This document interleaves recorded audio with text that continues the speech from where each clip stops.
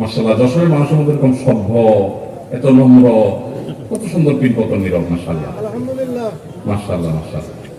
তবে মোবাইল সাবধান, কারণ পরশুদিন কুমিল্লায় মাহফিল শেষে শুনলাম যে 20-30 জনের মোবাইল নেই। আমার ক্যামেরাম্যান তার পাওয়ার ব্যাংক নিয়ে গেছে। তো আপনারা যারা দাঁড়ায় আছেন, আপনাদের ভেতরে ভেতরে আপনাদের খেদমতের জন্য অনেক ভাইরা আসছেন, সাবধান। কিন্তু এই রিস্কটা আপনাদের দাঁড়ানো পাবলিকের বেশি। গুরুত্ব বুঝাইছি, বসেন বসেন নেই, দাঁড়ায় রয়েছেন তো মোবাইলটা বাসা মধ্যে যেন নিতে পারেন সেদিকে খেয়াল রেখে। ওয়াজ মনোযোগ শুনেন না শুনেন, মোবাইলটা সাবধান রেখে। আর যদি মোবাইল ফোন কেউ ধরতে পারেন তারা আমি পুরস্কার দেব।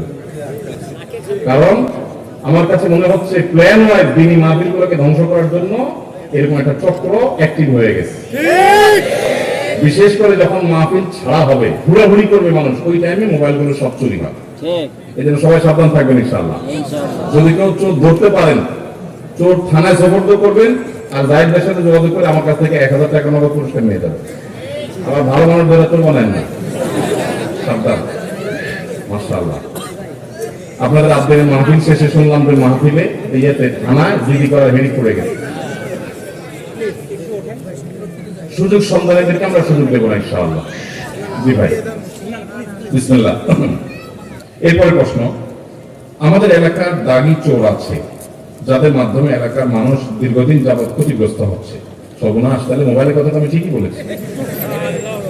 রাজনৈতিক ছত্রছায়া ও আইনের কঠোর প্রয়োগ না থাকায় তারা এই কাজ থেকে বিরত হচ্ছে না। সাধারণ মানুষ এই ক্ষেত্রে কিভাবে সমাধান করতে পারে? এই প্রশ্ন তো জায়গা মতো আসে নাই ভাই। এটা কোনো প্রশাসনের ব্যক্তি, রাজনৈতিক নেতাকে দিলে উপযুক্ত হইতো। আমি তো ভাই শরিয়ার মানুষ, আমাকে মাসালা জিজ্ঞেস করলে ভালো হতো। আমার যে বলতাম যে এই চোরের মাইর দেওয়া যায় হবে কি, আমি সেটার উত্তর দিতে পারতাম।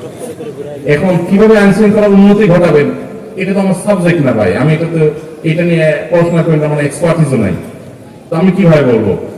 তবুও শুধু প্রশ্ন করেছেন যেহেতু, সেহেতু বলা যে আসলে এই যে একটা কথা প্রশ্নের মধ্যে উত্তর আছে, রাজনৈতিক ছত্র ছায়ায় এদেরকে অনেক সময় প্রশ্রয় দেওয়া হয়। আপনি নিজেই লিখেছেন।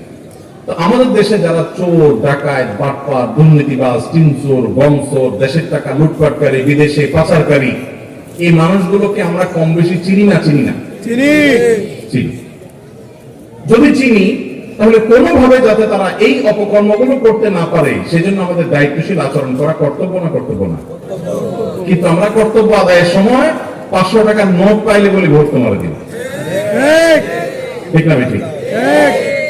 তো আপনি লাগাবেন তাল গাছ, আর আমার কাছে লেখা দিবেন ভাই কিভাবে বেল পাবো? সম্ভব? সম্ভব? আপনার এলাকায় কে চোর বাটপারদেরকে জায়গা দেয়, মাস্তান পালে, গুন্ডা পালে, মানুষ খুন করায়, এগুলো আপনারা জানেন না? যদি জানেন, তাহলে সেক্ষেত্রে সেই অন্যায়কে সামান্য কিছু টাকা পায়া আপনি নিজে আবার সেই অন্যায়কারীকে অন্যায় করার সুযোগ দিচ্ছেন, ঠিক না? ঠিক। এই অনাচার বন্ধ করার জন্য আমাদের সবার শক্ত হাত করা যথেষ্ট।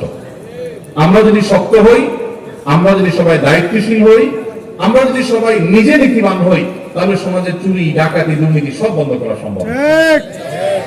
এই দেশটা এটা শেষ হয়ে গেছে নানাভাবে।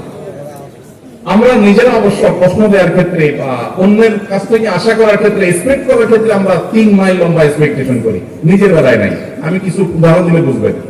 ধরেন আপনি রিক্সায় যাচ্ছেন, একটা বাস পাশ দিয়ে যাচ্ছে, পানি আছে একটা গর্তে, যাওয়ার সময় ছট করে একদম ফুল স্পিডে পানির উপর দিয়ে চাকাটা নিয়ে গেল, আপনার জামা টামা সব ময়লা পানিতে ভরে গেল। আপনি তখন কি করেন? বলেন যে আল্লাহর বান্দা ভুলে করে ফেলছে, থাক, এটা বলেন? আপনার সারা জীবনে ছোটবেলা থেকে যত গালি শিখছেন, সবচেয়ে বড় গালিটা বরাদ্দ করলে লোকটা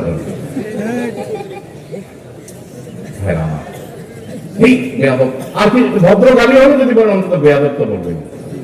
এরপরে বলবেন যে কিছু শিখে নাই, কত অমানুষ দেখো কিভাবে গাড়িটা চালা নিয়ে গেল, আশপাশে কিছু দেখলো না। আপনি তাহলে 14 গোষ্ঠী উদ্ধার করে ফেললেন, সে খারাপ খারাপ জিনিস শুরু করে দিলেন।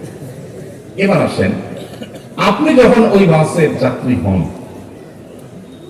আপনার যশোর থেকে মাগুরা যাওয়া লাগবে, অল্প সময়ের মধ্যে যাইতে হবে, সময় কম।